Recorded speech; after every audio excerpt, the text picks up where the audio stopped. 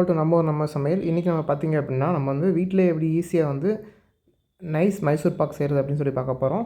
So ரொம்ப ஈஸியாக இருக்கும் ஸ்டெப்ஸு. அது மாதிரி நம்ம சேனலை சப்ஸ்கிரைப் பண்ணிக்கோங்க. வீடியோ ஃபுல்லாக பாருங்கள், உங்கள் ஸ்டெப்ஸ் எல்லாம் ஈஸியாக புரியும். இதுக்கு ஃபஸ்ட்டு நமக்கு என்ன தேவை அப்படின்னு பார்த்திங்கன்னா கடலை மாவு 250 கிராம் தேவை. ஸோ நம்ம ஃபஸ்ட்டு கடலை மாவு எடுத்திருக்கோம். அதுக்கப்புறம் பார்த்திங்கன்னா ரீஃபைண்ட் ஆயில் ஒரு 300 ml தேவை. ஸோ அதையும் ஆட் பண்ணிக்கணும் அந்த கடலை மாவோட. ஸோ ஆட் பண்ணிவிட்டு நீங்கள் என்ன பண்ணணும் அப்படின்னா நல்லா அதை மிக்ஸ் பண்ணிக்கோங்க. கட்டி இல்லாமல் நல்லா கலந்து விடணும். ஃபுல்லாக கலந்து விட்டுக்கோங்க இது எல்லாமே. ஸோ பார்த்திங்கன்னா என்ன டெக்ஸ்சரில் வரும் அப்படின்னு பார்த்திங்கன்னா இப்படி நைஸாக வந்துடும். ஸோ நல்லா கட்டி இல்லாமல் பர்ஃபெக்டாக கலந்து விட்டதுக்கப்புறம் மில்க் பவுடர் ஒரு 100 கிராம்ஸ் ஆட் பண்ண போகிறோம். நாங்கள் இன்றைக்கி 25 கிராம்ஸ் அப்படின்னு சொல்லி ஒரு 4 பாக்கெட் எடுத்துருக்கோம். அந்த 4 பாக்கெட் வந்து இப்போ ஆட் பண்ணிக்க போகிறோம். இதோடய ஆட் பண்ணிக்கோங்க. ஸோ நாங்கள் வந்து ஒவ்வொரு பாக்கெட்டாக இப்போ ஆட் பண்ணுறோம் இதில்.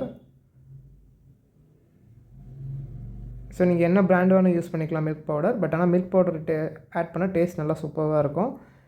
ஸோ இது ரியல் பார்த்திங்கன்னா பெங்களூரில் இருக்க மைசூரில் கிடைக்கிற ரியலான நைஸ் மைசூர் பாக்கு இப்படி தான் செய்வாங்க. இதை நல்லா மிக்ஸ் பண்ணி விட்டுக்கோங்க. இதுலேயும் கட்டி இருக்கக்கூடாது, எந்த கட்டியும் இல்லாமல் இது நல்ல டெக்ஸ்சரில் பர்ஃபெக்டாக மிக்ஸ் ஆகிருக்கணும். அதுதான் நமக்கு ரொம்ப ரொம்ப இம்பார்ட்டன்ட். இப்போ நம்ம பார்த்திங்கன்னா ஒரு நல்ல கடாயில் 600 கிராம் சுகர் எடுத்திருக்கோம். ஸோ 600 கிராம் சுகர் வந்து நாங்கள் 3 கப்பாக அளந்து எடுத்திருக்கோம். ஸோ கரெக்டாக எடுத்துக்கோங்க. ஏன்னா நம்ம வந்து கடலை மாவு அதில் சுகர் இருக்காது, அண்ட் அதுக்கப்புறம் ரீஃபைண்ட் ஆயிலையும் சுகர் இருக்காது. ஸோ எல்லாம் கசக்க ஆரம்பிச்சிடும். இதுக்கு 150 ml ஆஃப் வாட்டர் எடுத்துக்கோங்க. அதாவது 1 கப் எடுத்துருக்கோம் வாட்டர். ஸோ ஃபஸ்ட்டு இப்படி தான் இருக்கும். இதை வந்து நல்லா வந்து பார்த்திங்கன்னா லோ ஃப்ளேமில் வச்சு நல்லா கிண்டி விட்டே வாங்க. இது நல்லா சர்க்கரை நல்லா கரையணும். சுகர் நல்லா கரைஞ்சதுக்கப்புறமும் இது நல்லா பதம் வரணும். இதில் நிறைய பேர் டவுட் இருக்கும், கம்பி பதம் வரணுமா, என்ன பதம் வரணும்.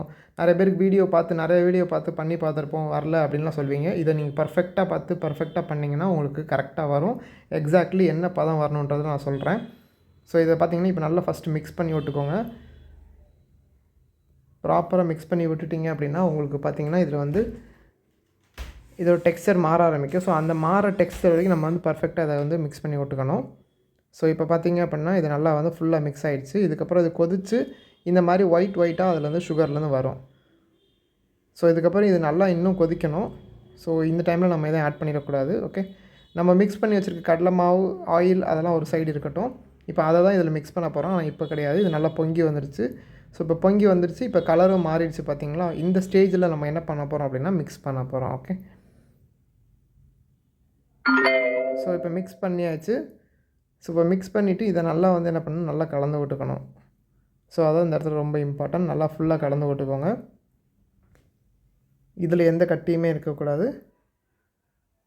இப்போ இதை கலந்து விட்டுக்கிட்டே இருக்கணும். இப்போ வந்து ஸ்டவ் வந்து லோ ஃப்ளேமில் வச்சுருங்க. இன்னும் ஒரு 5 மினிட்ஸ்க்கு நம்ம என்ன பண்ண போகிறோம் அப்படின்னா இதை வந்து இப்படி கலந்து விட்டுட்டே இருக்க போகிறோம். இதுதான் நம்ம ஒர்க்கு. ஸோ இதை வந்து நம்ம கட்டியாக விடவே கூடாது. அதே மாதிரி நம்ம கலந்து விட்டுட்டே இருக்கணும். நம்ம கையை எடுத்துட்டோம்னா இது உடனே கட்டியாயிரும். ஸோ அதனால் இதை மிக்ஸ் பண்ணி விட்டுக்கிட்டே இருங்க. ஸோ கீழே வந்து அடியும் பிடிக்கக்கூடாது. அதனால் சிம்மில் வச்சுக்கோங்க ஸ்டவ்வை. இதை வந்து ஃபுல்லாக சிம்லேயே வச்சுக்கலாம் நீங்கள். ஸோ இப்போ பார்த்திங்கன்னா இது வந்து நல்லா இதில் கொஞ்சம் ஆயில் டெக்ஸ்சர் இருக்குது, வாட்டர் கண்டென்ட் இருக்குது. இப்போ இந்த ரெண்டுமே பார்த்திங்கன்னா நமக்கு வந்து போய் இது கட்டி ஆகணும். ஸோ கலரும் கொஞ்சம் சேஞ்ச் ஆகணும். அது வரைக்கும் இது நம்ம என்ன பண்ணுறோம்னா மிக்ஸ் பண்ணிக்கிறோம். ஸோ இப்போ நல்லா இதை மிக்ஸ் பண்ணி விட்டுக்கோங்க. இப்போ பார்த்திங்கன்னா இது நல்லா கொதிச்சு வருது. கொதிச்சு வந்தாலும் இதை நல்லா மிக்ஸ் பண்ணி விடுங்க. இதை மிக்ஸ் பண்ணிக்கிட்டே இருங்க, கட்டி இல்லாமல் கிண்டி விட்டுட்டே இருங்க. ஸோ இப்போ கொதிக்குது, இது சேஞ்ச் ஆகுது, கலர்ஸும் ஃபார்ம் ஆகுது, கலர்ஸ் வர ஆரம்பிக்குது. ஸோ இப்போ நம்ம என்ன பண்ணுறோம்னா நல்லா மிக்ஸ் பண்ணி விட்டுட்டே வரோம். இப்போ பார்த்திங்களா இதை கொஞ்சம் தண்ணி வற்றிருக்கு. ஆனால் இருந்தாலும் இது பத்தாது, இன்னும் பதம் அதிகமாக வரணும். ஸோ இதை நல்லா மிக்ஸ் பண்ணி நல்லா கட்டியாக வரணும். நமக்கு எப்படி வரணும் அப்படின்னா ஃபஸ்ட்டு நம்ம வந்து அந்த ஆயிலையும் நம்ம கடலை மாவு மிக்ஸ் பண்ணி வச்சோம்ல அந்த ஸ்டேஜுக்கு நமக்கு வந்து இந்த இது வரணும் பர்ஃபெக்டாக. கடைசியில் வந்துச்சுனா தான் நம்ம வந்து கரெக்டாக பண்ணியிருக்கோம் அப்படின்னு அர்த்தம்.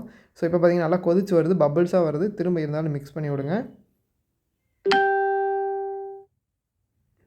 ஸோ இதில் மிக்ஸ் பண்ணி விட்டுட்டே வாங்க.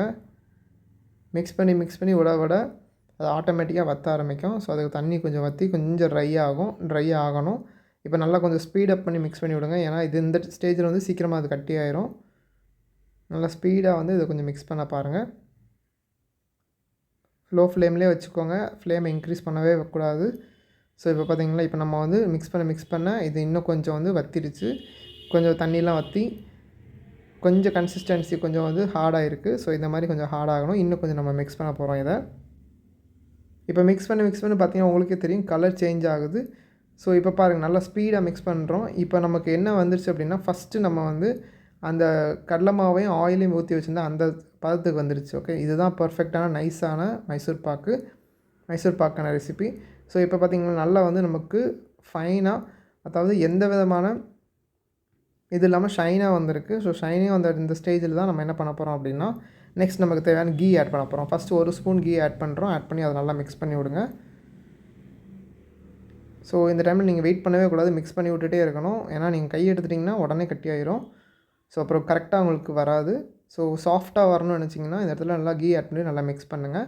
அதுக்கப்புறம் பார்த்திங்க அப்படின்னா கீ நல்லா மிக்ஸ் ஆனதுக்கப்புறம் 2வது ஸ்பூன் நீங்கள் கீ ஆட் பண்ணலாம். இதுக்கு மொத்தமே பார்த்திங்கன்னா 3 ஸ்பூன் கீ தான் தேவைப்படும் நைஸ் மைசூர் பாக்குக்கு. ஸோ 2வது ஸ்பூனும் மிக்ஸ் பண்ணிட்டோம் இப்போ நம்ம. ஸோ மிக்ஸ் பண்ணோன்னே இப்போ கீ கன்சிஸ்டன்சி அதில் தெரிய ஆரம்பிக்கும். எக்ஸ்ட்ரா நமக்கு கீ தேவைப்படுறதுக்காக நம்ம என்ன பண்ண போகிறோம் அப்படின்னா, இதுக்கப்புறமும் இன்னொரு ஸ்பூன் ஆட் பண்ண போகிறோம். இஃப் இன்கேஸ் நீங்கள் வந்து கீ மைசூர் பாக் செய்யணும் அப்படின்னு நினச்சிங்கன்னா, இதோட இன்னும் ஒரு 4 டேபிள் ஸ்பூன் கீ சேர்த்துக்கோங்க. எக்ஸ்ட்ரா வந்து நல்லா கொஞ்சம் உங்களுக்கு கீ ஸ்மெல்லோட நல்லா வந்து சூப்பராக இருக்கும். இப்போ இதில் பார்த்திங்கன்னா நம்ம வந்து 3 டேபிள் ஸ்பூன் சேர்த்துருக்கோம். ஸோ 3 ஸ்பூன் தான் வந்து கீ சேர்க்குறோம். நம்ம உங்களுக்கு கீ மைசூர் பாக் வேணும்னா இன்னொரு 4 ஸ்பூன் எக்ஸ்ட்ரா டோட்டல் 7 ஸ்பூன் சேர்த்துக்கோங்க. கீ மைசூர் பாக் பர்ஃபெக்டாக உங்களுக்கு கிடைக்கும். ஸோ இப்போ பார்த்திங்கன்னா இந்த நைஸ் மைசூர் பாக்கு நம்ம பார்த்திங்கன்னா கன்சிஸ்டன்சியும் வந்துருச்சு. இப்போ பபிள்ஸ் விட ஆரம்பிக்குது. இந்த ஸ்டேஜ் தான் நமக்கு ரொம்ப ரொம்ப இம்பார்ட்டண்டான ஸ்டேஜ். இப்போ இது நம்ம என்ன பண்ண போகிறோம் அப்படின்னா, இந்த ஸ்டேஜ் நல்லா மிக்ஸ் பண்ணி விட்டு, கீ எல்லாம் மிக்ஸ் பண்ணி விட்டு, சைடில் இருக்க ஓரத்தெலாம் எடுத்து விட்டுட்டு, இப்போ இதை தான் நம்ம என்ன பண்ண போகிறோம் அப்படின்னா, ஒரு ட்ரேயில் ஊற்றி வைக்க போகிறோம். இப்போ நான் வந்து ரவுண்ட் பிளேட்டில் ஊற்றி வைக்கிறோம். ஸோ ஊற்றினோடனே பார்த்திங்கன்னா நமக்கு சைடில் கார்னர்ஸில் எண்ணெய் பிரிஞ்சு வரணும். அப்படி எண்ணெய் பிரிஞ்சு வந்துருச்சுன்னா நீங்கள் பெர்ஃபெக்டாக பண்ணியிருக்கீங்க, உங்களுக்கு வந்து கட்டி ஆகும்னு அர்த்தம். எண்ணெய் பிரிஞ்சு வரல அப்படின்னா உங்களுக்கு வந்து கட்டி ஆகாது. ஸோ பிளேட்லேயும் கொஞ்சம் லைட்டாக எண்ணெய் தடவிக்கோங்க. எண்ணெயோ கீ எது வேணாலும் தடவிக்கலாம். தடவிட்டு இப்போ நம்ம இதை வந்து 1/2 அன் ஹவர் வச்சு எடுக்க போகிறோம். நல்லா கூல் டவுன் ஆகணும். ஸோ 1/2 அன் ஹவர் வச்சிங்கன்னா பத்தாது.